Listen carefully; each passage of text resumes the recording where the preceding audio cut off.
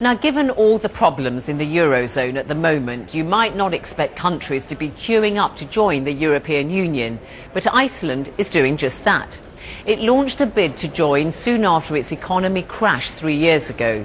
Well, now, opinion polls there suggest a growing majority of Icelanders are now against EU membership. Paul Henley has been to the capital Reykjavik to investigate. Icelanders are used to isolation and to stormy weather, literally and economically.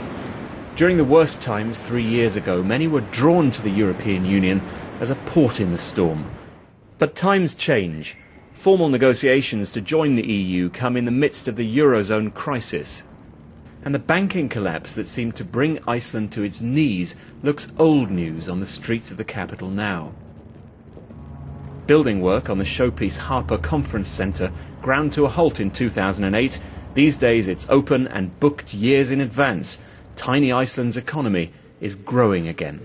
You are quicker turning a small boat around than a big ship.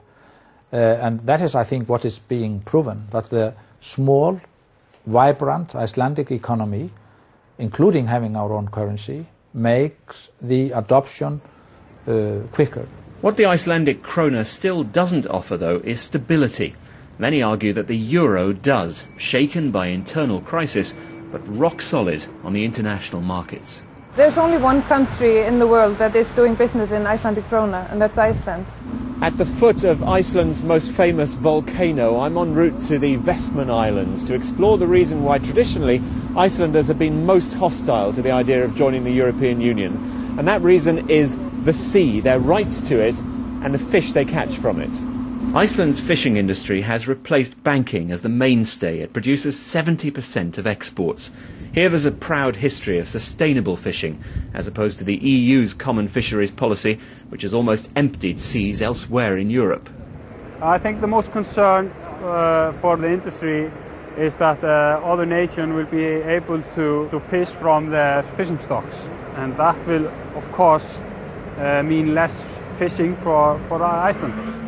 These workers aren't willing to risk the EU putting their jobs on the line.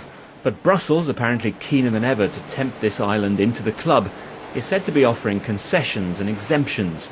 And with a view across the water of disaster in Greece and Portugal, it's Icelanders who will eventually decide in a referendum if familiar cold isolation will continue to serve them best. Paul Henley, BBC News, Reykjavik.